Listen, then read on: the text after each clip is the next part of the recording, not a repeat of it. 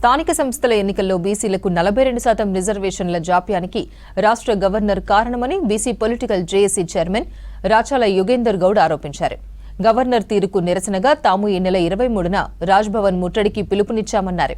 Governor ordinance ను ఆమోదించి ఉంటే ఇవాళ జీవోపై స్టే ఉండేది కాదన్నారు. బీసీ రిజర్వేషన్లపై రాష్ట్రంలోని బీజేపీ నాయకులు 2 నాలుకల ధోరణితో వ్యవహరిస్తున్నారని ఆరోపించారు. బీసీలందరూ బీజేపీ నేతల తీరును తీవ్రంగా ఎండగట్టాలన్నారు. చెల్లో రాజ్భవన్ కార్యక్రమాన్ని విజయవంతం చేయాలని పిలుపునిచ్చారు. ఈ నెల 18న బీసీ జాక్ పిలుపునిచ్చిన రాష్ట్ర బంద్కు తాము మద్దతు ఇస్తున్నామని, చెల్లో రాజ్భవన్ కు జేఏసీ కూడా కలిసి రావాలని రిక్వెస్ట్ చేశారు రాచాల.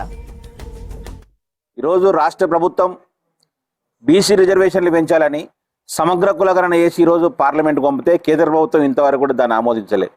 మరి ఆర్డినెన్స్ తీసుకొచ్చి గవర్నర్ పంపితే గవర్నర్ సంతకం పెట్టకుండా అట్లా ఆపినటువంటి పరిస్థితి. మరి జీవో తీసుకొస్తే జీవో పైన హైకోర్టు స్టే వచ్చింది. స్టే ఎందుకు వచ్చింది? ఈరోజు కేంద్ర ప్రభుత్వం ఆమోదించింటే స్టే ఉండకుంటుండే, గవర్నర్ ఆర్డినెన్స్ మీద సంతకం పెడితే కూడా ఈరోజు స్టే వచ్చేది కాదు కదా. దీని నుంచి కూడా ఈరోజు బీసీ సమాజం అంతా కూడా చాలా తీవ్ర ఆందోళనలో ఉంటే రాజకీయ పార్టీలు మాత్రం ఈరోజు డ్రామాలు ఆడినటువంటి పరిస్థితి ఉంది. మళ్ళీ బీజేపీ పార్టీ 8 మంది ఎంపీలు ఏం చేస్తూ ఉన్నారు? మళ్ళీ ఇద్దరు కేంద్ర మంత్రులు ఉన్నారు కదా, ఒక ఆయన బీసీనే కదా, ఎందుకు పట్టించుకుంటలేరు? సందర్భం వచ్చినప్పుడు నేను బీసీని అంటారు. బీసీలకు ఇంత ఇబ్బంది జరుగుతూ ఉంటే, బీసీ రిజర్వేషన్ అంశం మీద ఇంత తీవ్ర స్థాయిలో చర్చలు జరుగుతూ ఉంటే బీజేపీ నాయకులేమో మాకు సంబంధం లేదు, మేము మాట ఇచ్చినామా, దాంట్లో మైనార్టీ కలిపినా అని చెప్పి ఢిల్లీలో మాట్లాడతారు. అసెంబ్లీలో మళ్ళీ మద్దతు ఇచ్చారు కదా, అంటే ద్వంద్వ వైఖరి అవలంబిస్తున్నారు. మీరు అసెంబ్లీలో ఏమో మద్దతు ఇస్తారు, ఢిల్లీకో ఏమో దాని మీద మళ్ళీ నాటకాలు ఆడుతూ ఉన్నారు. బీఆర్ఎస్ పార్టీ ఏమో మళ్ళీ బీసీలు అంటారు, దాని మీద ఇంప్లీడ్ పిటిషన్ లేదు. కవిత మమ్మల్ని అట్లే ఉంది. నేను మాట్లాడితే బీసీల కోసం ఉంటున్నటువంటి కవిత గారు ఇంప్లీడ్ పిటిషన్ కూడా దాఖలు చేయలేదు. మరి ఇంతమంది దొంగ నాటకాలు ఆడుతూ ఉన్నారు కాబట్టి వీరి బండారం బయటపడతా ఉంది, అందరూ కూడా గమనిస్తూ ఉన్నారు.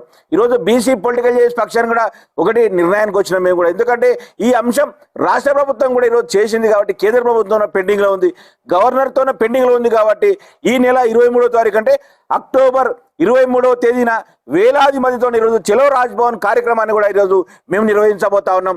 ఈ కార్యక్రమానికి రాష్ట్రంలోని ఈరోజు బీసీ సంఘాలు కానీ, ఈరోజు బీసీ ప్రజలు కానీ, పార్టీలకు అతీతంగా ప్రతి బీసీ బిడ్డ కూడా ఈరోజు పాల్గొనాలి. ఎందుకంటే ఈరోజు అక్కడ సమస్య ఉంది, మనం బయట ఎన్ని కార్యక్రమాలు చేసినా ఈరోజు వాళ్ళ మీద ఒత్తిడి పెరగదు.